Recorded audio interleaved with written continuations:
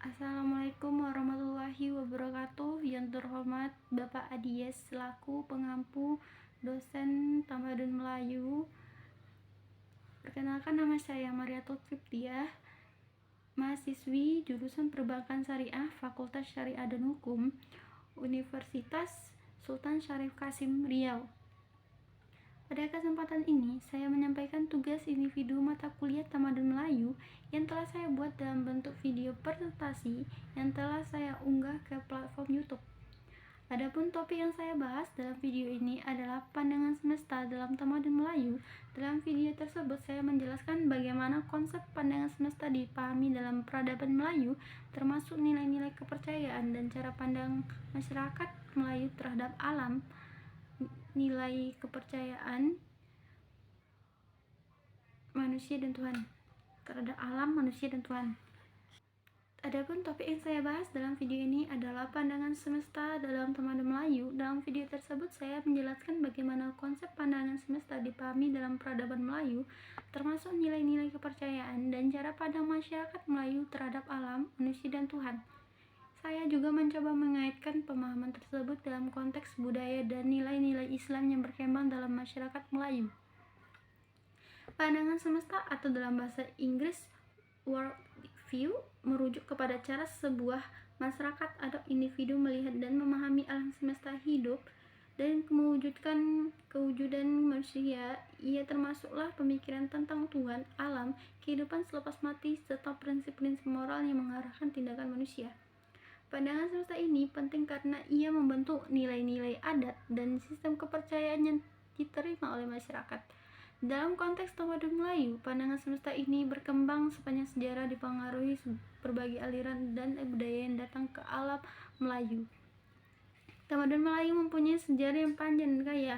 Bermula dari zaman prasejarah, masyarakat awal Melayu mengamalkan kepercayaan animisme dan dinamisme, yaitu kepercayaan bahwa setiap benda di dalam semesta seperti batu, pohon, sungai, dan gunung-gunung memiliki roh atau semangat. Kepercayaan ini menganggap alam semesta sebagai sesuatu yang hidup dan penuh dengan tenaga spiritual. Pada abad pertama Masehi, dengan kepercayaan pengaruh Hindu-Buddha melalui perdagangan di Asia Tenggara, kepercayaan dan sistem nilai masyarakat Melayu mulai berubah.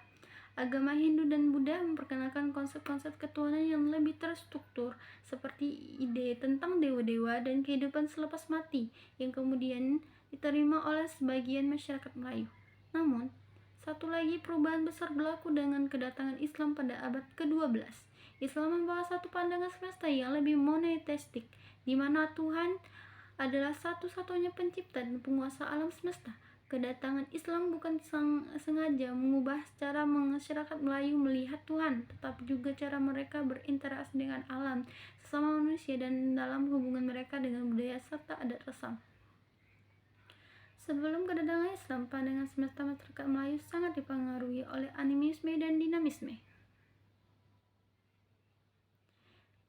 Islam juga memperkenalkan konsep khalifah, di mana manusia dianggap sebagai wakil Tuhan di bumi.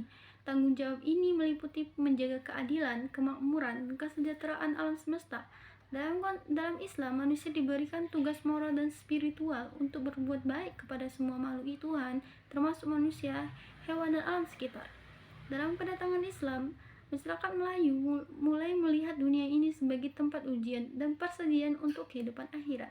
Kehidupan dunia sebagai pengalaman, sementara yang harus dipenuhi dengan amal ibadah dan kebaikan sangat ditekankan dalam pandangan semesta Melayu selepas Islam.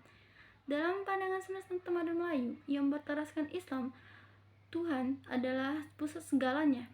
Kepercayaan terhadap keesaan Tuhan atau Tauhid menjadikan Allah sebagai pencipta dan penguasa alam semesta. Semua yang ada di dunia ini adalah ciptaannya dan segala yang terjadi adalah mengikut kehendaknya. Manusia sebagai khalifah atau wakil Tuhan di bumi diberi tanggung jawab untuk memakmurkan bumi ini dengan kebajikan, keadilan, dan amalan yang baik.